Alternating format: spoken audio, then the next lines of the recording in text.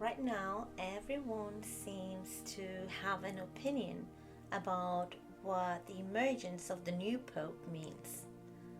Some will see a sign of renewal, and others are still scanning ancient prophecies for clues. But how we perceive these events depends largely on where we are in our own evolution, our own soul's readiness to meet the mystery behind appearances. We each see different layers of the same event. So rather than speak from a collective speculation, I am offering what has opened up for me in this moment, what energy I sense moving through this unfolding.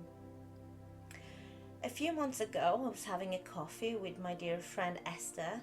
When we were leaving, she casually mentioned Saint Augustine. It struck me oddly because in that week, it was maybe the third time that name came into my awareness. There was a subtle spark behind her words, and that name came back with that vibrating presence. I made a note of it in my phone and I left it. I didn't think much of it. But last week, that very note just popped up as a scheduled alarm in my phone that I actually completely forgotten that I set it. And so when that happened, it just pulled me into stillness.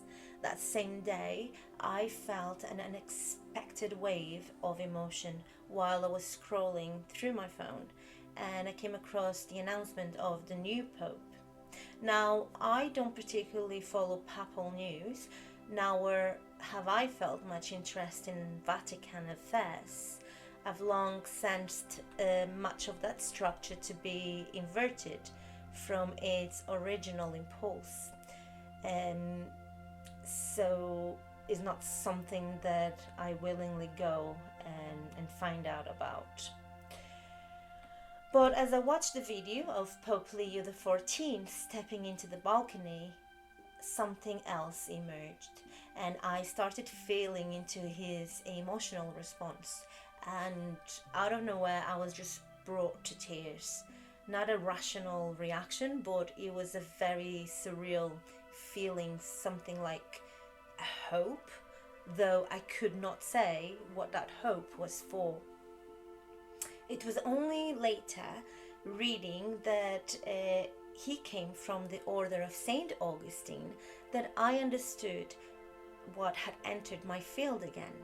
It was that same force, that same call. And so I began to write, to share my current assessment of this presence moving through our time. In the evolution of human consciousness, few figures stand as towering intermediaries between ancient wisdom and the Christian mysteries as does Saint Augustine. His spiritual journey from the sensual embrace of worldly pleasures and philosophies to the inner transformation offered through Christ was not only personal, but it was archetypal. It marks a turning point in the soul's awakening to a new relationship with the divine, a relationship made possible through the singular cosmic event known in esoteric Christianity as the mystery of Golgotha. This event, the death and resurrection of Christ, is understood as the central axis of Earth evolution. It was a cosmic transformation, the entry of the divine Logos into earthly time and space. With it came the planting of a seed, the possibility of a new form of knowledge and inner life, a direct experience of Christ within. This inner reality is foundational to the development of individualized spiritual freedom, an unfolding that continues to reshape the path of human development today. In this light, Saint Augustine can be seen as the first great Christian soul to inwardly wrestle with and then articulate this mystery. He appears in history at a threshold moment, a time when the ancient wisdom of the mysteries was transitioning into the new impulse born through Christ. His confessions represent not only a personal biography, but an esoteric initiation into the mysteries of conscience, of grace, and of time. There is a deep understanding that Augustine's soul carried echoes of earlier incarnations steeped in ancient spiritual knowledge. In his lifetime, these impulses were transformed as he encountered the Christ being, not through external tradition, as we know, but through inward struggle and inner revelation. This meeting with the Christ impulse within the soul forms the essential gesture of the post-Golgotha path. Augustine's profound realizations that the eternal speaks through the inner world, that time is a dimension of the soul, and that divine grace is necessary for true freedom, reflect a turning point in the evolution of spiritual consciousness.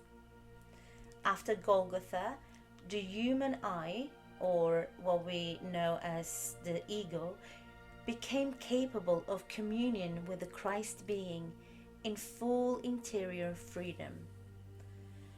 Our hearts are restless until they rest in thee, Augustine used to say, expressing the soul's longing for the Logos, now accessible not in temples or cosmic myths, but within the purified heart. And I'm going to say that again. Our hearts are restless until they rest in thee. Thus, St. Augustine becomes a prototype of the post-Golgotha initiate, a soul transitioning from collective spiritual traditions into the age of the conscious I, capable of receiving the Christ impulse in freedom. The very goal of Golgotha was to awaken this possibility in the human being, to allow the divine to live in us, not as an external command, but as an inner life force guiding our becoming. In the tension between reason and faith, sin and redemption, Augustine embodies humanity's wrestling with its own evolving consciousness. He stands as a figure bridging two epochs, the age of ancient clairvoyance and the dawning of spiritual science, where the mysteries of the cosmos begin to be understood through inner initiation rather than external authority. In our time, when many seek a renewal of spiritual life without dogma, the synthesis of Augustine's inner path and the esoteric understanding of Christ offers a living stream of Christ consciousness, one that unites the depths of personal soul experience with the heights of spiritual knowledge. It is not enough to admire these truths intellectually. We are called to live them. To walk the path Augustine walked is to confront the Golgotha within, to meet the Christ not as an external savior, but as the living presence within the evolving I, the evolving ego. Augustine stands beside us as the awakened voice of conscience, guiding the modern soul through his own Golgotha. Now, speaking of prophetic significance, for centuries, mystics and seers have spoken of a future pope who would guide the church through a time of great spiritual darkness and rebirth. Some prophecies, such as those attributed to Saint Malachi or Anne Catherine Emmerich, hint at a final shepherd or a pope who would restore the inner fire of Christianity in the face of a global upheaval. Whether Leo XIV is that pope remains to be seen. Only time will tell. But symbolically, his emergence marks a shift, a return to early Christian purity by carrying forward the Augustinian archetype, a synthesis of intellect, of humility, and spiritual yearning.